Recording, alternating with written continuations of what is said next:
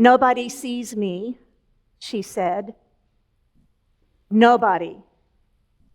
These are the words that I have heard repeatedly in my 40-plus years of serving in the anti-human trafficking arena.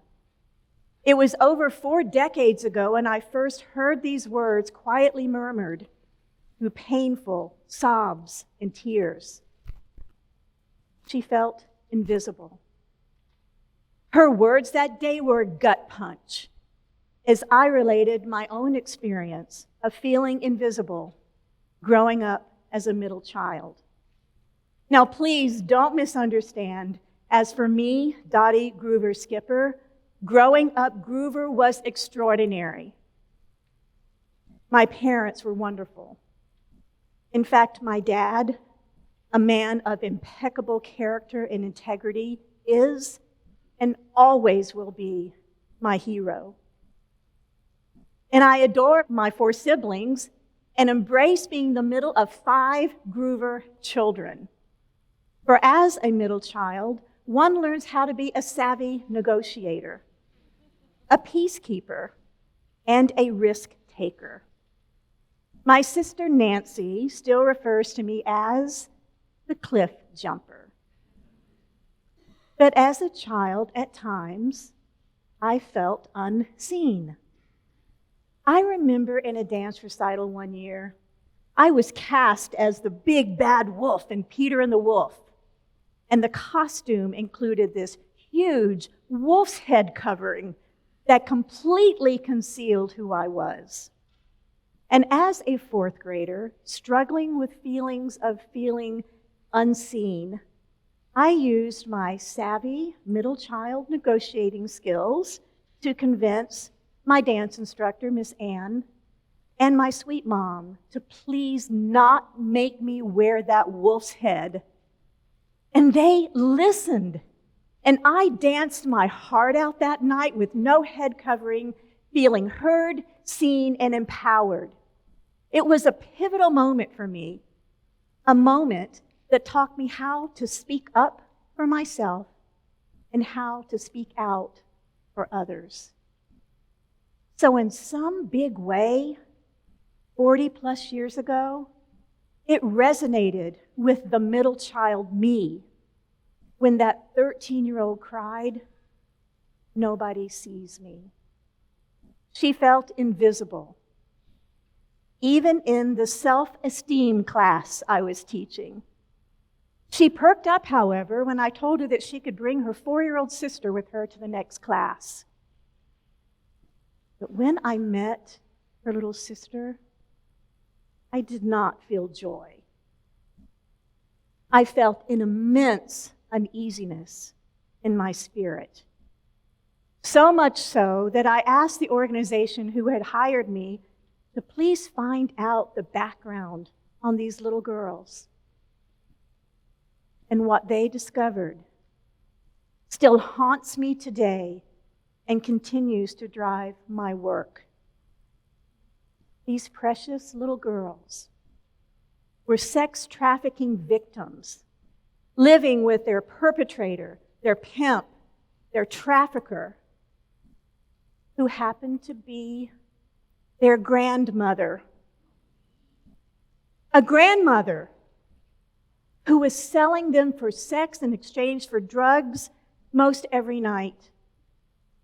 And to make it even more horrific, the 4-year-old had a sexually transmitted disease. Familial trafficking is very prevalent, even in the United States. There are many forms of human trafficking. The way most victims are lured into a human trafficking situation is through a family member, a trusted family friend, or someone of perceived power, in addition to predators who use social media apps and platforms as avenues to groom and to exploit. Grooming is a pattern of manipulative behaviors that predators use to gain access, trust, and control over the most vulnerable.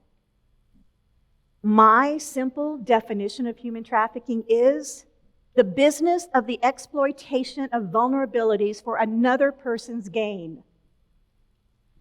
And there are many forms of human trafficking, and I'm only briefly touching on sex trafficking. It's all so very egregious and all so very real. And every single one of us has a part to play to help bring resolve to this insidious crime. But first, we must see the problem. As a society, we have been conditioned to overlook those in need. Their invisibility affords us comfort. If we don't see them, we don't have to do anything. But my hero dad taught me that everybody matters and is worthy to be seen and heard. In these many years, in these trenches, I have mainly worked with victims and survivors of sex trafficking who've been groomed, forced, frauded, or coerced into a trafficking situation.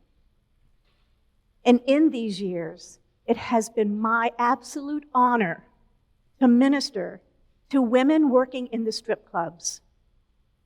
These women are forgotten, unseen, misunderstood women, many who are under a trafficker's control.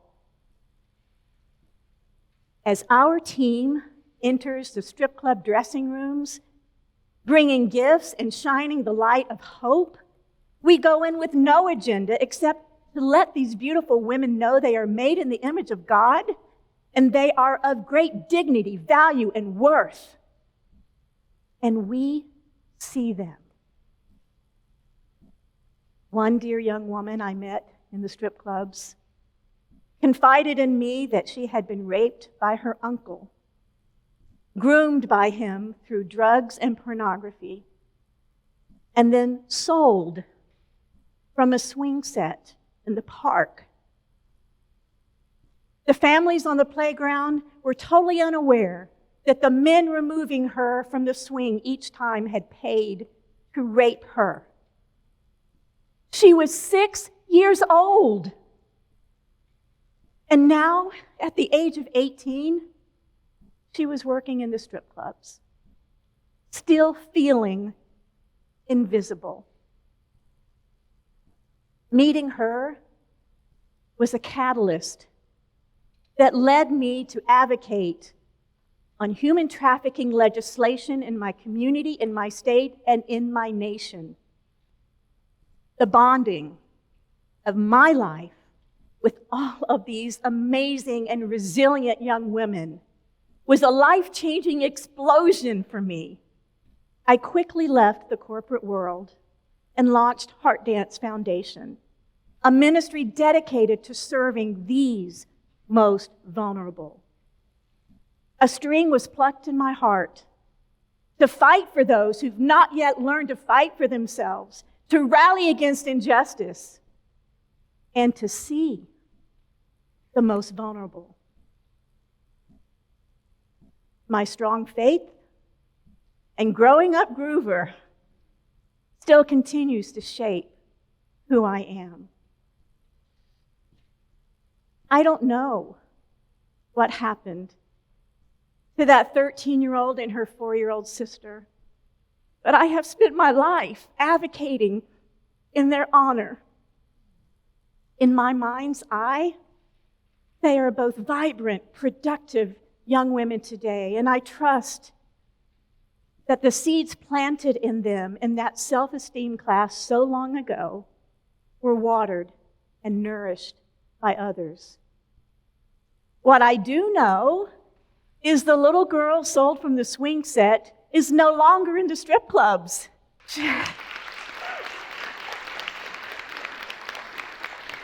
She is married and she has a beautiful baby girl. And now she spends her time advocating for those whose shoes she used to fill. She is strong, she is healthy, she's vivacious, and she is thriving. This work has been my life's mission. But each and every single one of us can do something to end human trafficking. But first, we must see the problem. Second, seek and find those organizations in your own communities that are engaged in this work and in the trenches. Come along beside them to learn the signs and to assist in their efforts. And third, listen to your gut. When you see something, be bold and courageous enough to pick up the phone and call your local authorities. If you're wrong, you're wrong. But if you're right, you could be saving a life. William Wilberforce was an abolitionist in the 1800s, and he once stated, "You can look the other way, but you can never again say that you did not know." And me, Dotti Groover-Skipper, a now seen, fierce middle child, proclaims, see them, see them, see them, and then act and hear and act on the human soul and spirit that's been crushed.